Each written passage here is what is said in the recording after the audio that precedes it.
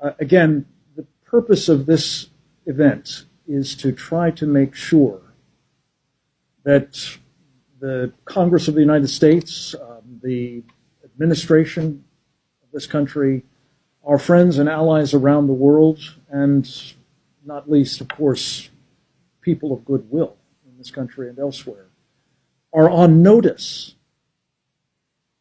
that Nigeria is at risk of disastrous collapse, that the forces that we've just been talking about are in the process of taking down a country that is the most populous in Africa, with horrific implications, not just for the immediate vicinity, the Lake Chad region as it's known,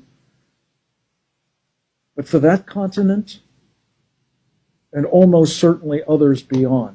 Congressman Wolf mentioned Bono, talking about a catastrophe that would make what has happened to Europe in the past few years, as a relatively small number of people migrated there with unbelievably chaotic consequences, look like a day at the beach by comparison.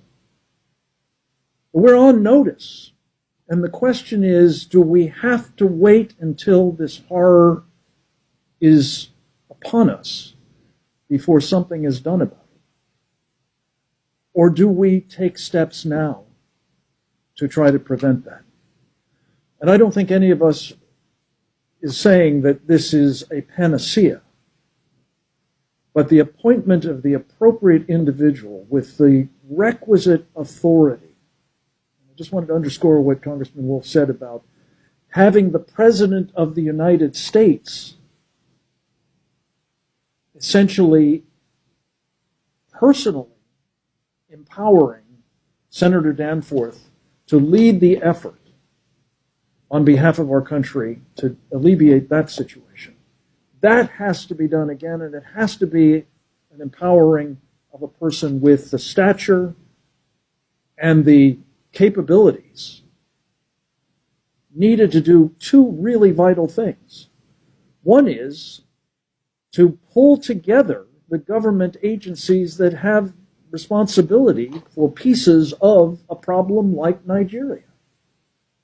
The Defense Department, as well as, of course, the State Department, USAID, the UN mission of the United States, the National Security Council, and others, to come together with a common, appropriate, and much needed policy approach.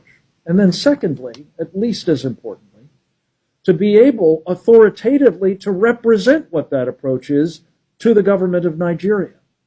So they know who they're dealing with. They know that this is, in fact, the policy, and they can't go, looking for people who will provide some sort of alternative that might not require as much of them.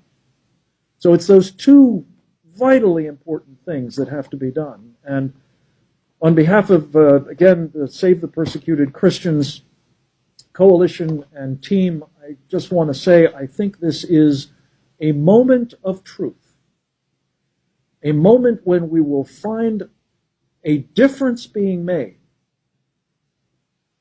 by an administration that is about making a difference on behalf of religious freedom and those who are being denied it around the world. And let me just take a moment to say, as bad as this situation is, it is just one of the areas in the world in which particularly Christians are suffering. By some estimates, it's as small a number as 215 million Christians being brutally persecuted. By others, it's as high as 500,000. 500 million. This is on our watch. It is unconscionable.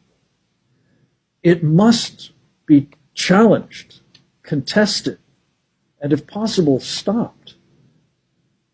And that's what this coalition is about.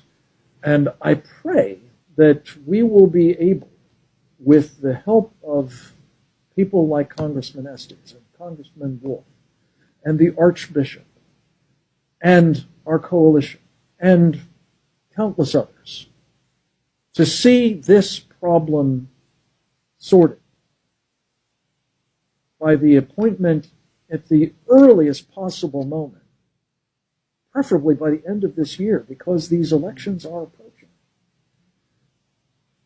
of an individual with the requisite authority of the President of the United States and the assignment of making both the U.S. government policy coherent and clear and effective, and communicating that, again, authoritatively to the government of Nigeria, who in the end is ultimately responsible for preventing this catastrophe.